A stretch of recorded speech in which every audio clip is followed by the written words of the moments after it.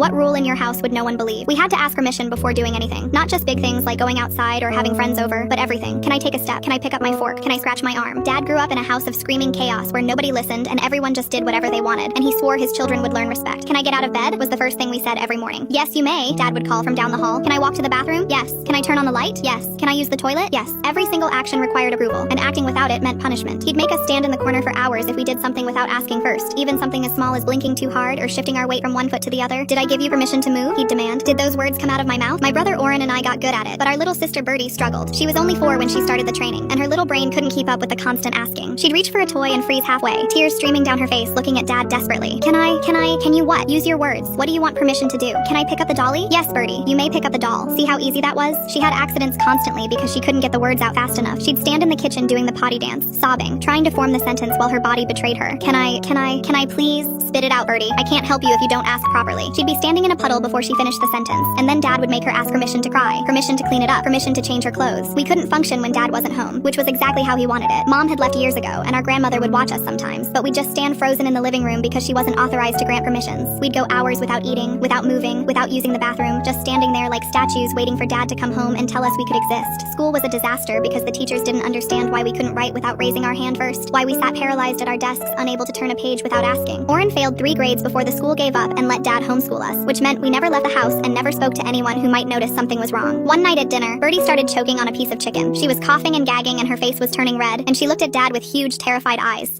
She wheezed. Can I cough? Yes, Birdie, you can cough. But the chicken was really stuck now, and she was turning purple, and she looked at Dad again, mouth opening and closing like a fish.